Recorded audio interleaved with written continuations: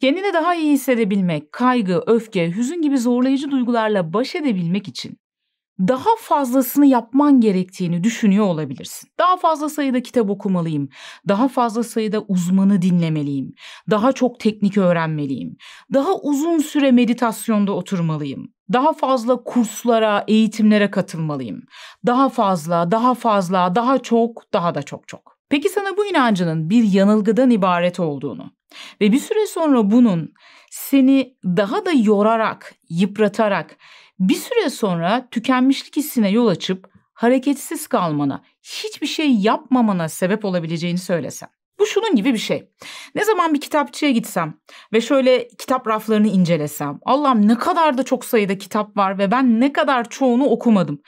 Hepsini oturup sadece okusam, başka hiçbir şey yapmasam bile tüm bu bilgilere yetişemem gibi geliyor. Kendimi kötü hissediyorum ve okumaya dair motivasyonumu kaybediyorum. Oysa bunu yapmak, yani her gün kitapçı gezip yeni çıkan kitapları incelemek, belki onlardan küçük küçük bölümlere bakmak yerine bir tanesini seçip her gün düzenli olarak istikrarlı bir biçimde birkaç sayfa bile okusam daha fazla yol kat edeceğim. Öte yandan kendimizi bu kadar çok eğitimlere, yeni bilgilere, işte videolara, yeni teknikleri öğrenmeye kaptırmamızın görünmeyen bir sebebi daha var. Aslında bu bir savunma mekanizması.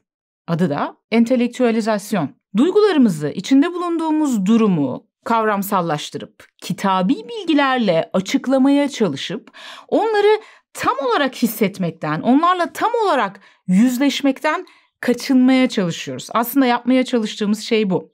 Yani görünüşte sanki kendimizle ilgileniyor, bu durumla ilgili bir şeyler yapmaya çalışıyor gibiyiz.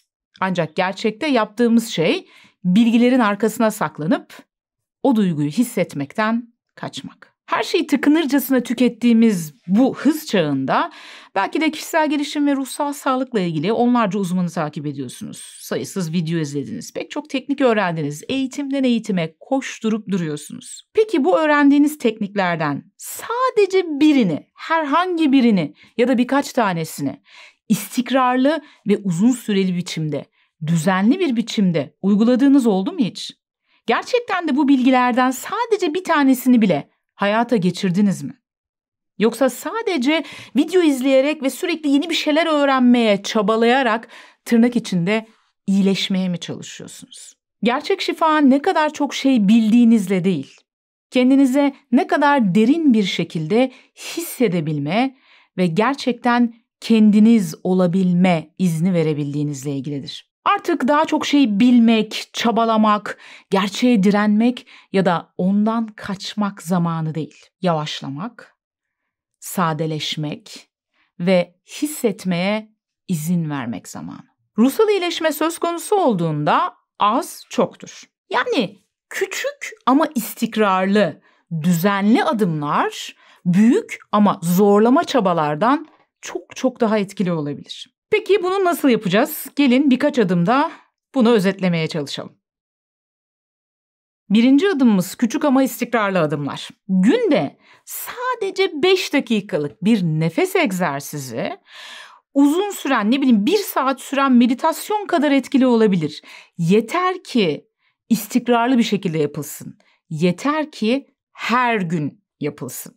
Her gün oturup 1 saat boyunca meditasyon yapmaya kendini zorlamak zorunda değilsin. Zaten bunu ilk yaptığında eğer alışkın değilsen büyük bir ihtimalle çok zorlanacaksın ve ondan sonraki günler bir daha oturmayacaksın meditasyona, erteleyip duracaksın. Bunun yerine senin yapına, senin şu anki durumuna, senin şu anki hazır oluşuna daha müsait, daha küçük bir uygulamayı seçip onu her gün düzenli bir biçimde yapmak çok daha etkilidir. Zaten bu tür aktivitelerde yaptıkça derinleşirsiniz. Yaptıkça ustalaşırsınız. O yüzden zamana ihtiyacınız vardır. Her gün uzun uzun öz şefkat olumlamaları yapmak zorunda değilsin. Bunun yerine örneğin kendine bir tane öz şefkat cümlesi seçebilirsin.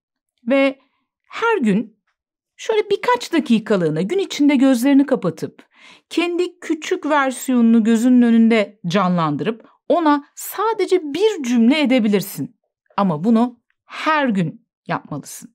Her gün 1 saat boyunca oturup böyle mindful bir beden tarama çalışması yapıp işte tependen ayak tırnağına kadar her bir vücut parçanı tek tek incelediğin o uzun süren mindful beden taramayı yapmak zorunda değilsin. Yaparsan da yap, kolaylıkla yapabiliyorsan sıkıntı yok. Ama eğer bunu yapamıyorsan bunun yerine başlangıç olarak her gün birkaç saniyeliğine, birkaç dakikalığına, sadece bir anlığına şöyle oturup zihni, dikkati şimdiye ve buradaya çekme, anlık olarak ana dönme çalışmaları yapabilirsin. Herkese her an sürekli sınırlar koyamıyor olabilirsin. Bir anda birdenbire herkese sınır koymak zorunda değilsin. Bunun yerine seçtiğin, uygulaması daha kolay, sadece bir durum için, belki sadece bir kişiye hayır demeyi deneyebilirsin.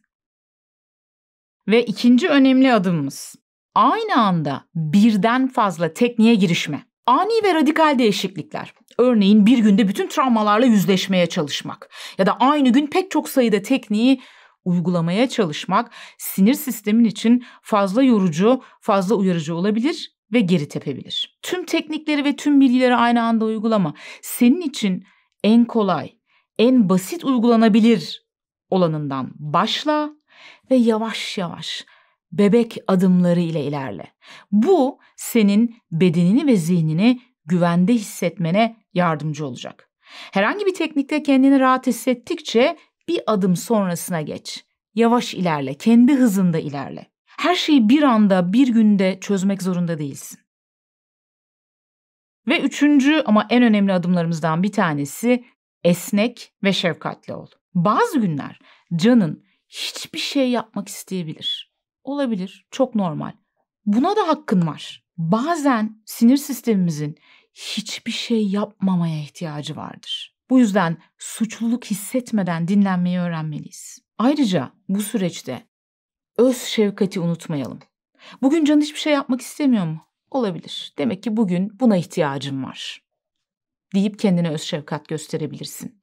Bunun yanı sıra her şeyi doğru yapmalıyım düşüncesi de bazen seni boğabilir. Doğru ya da yanlıştan çok istikrara odaklan. İstikrar derken de bunda da çok katı olmamaya çalış.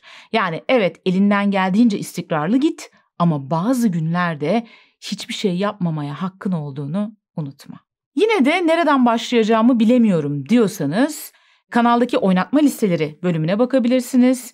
Yine video eğitim paketlerimizi inceleyebilirsiniz. Orada konular adım adım, ders ders gittiği için en azından bir yol haritası çizerek size yardımcı olabilir.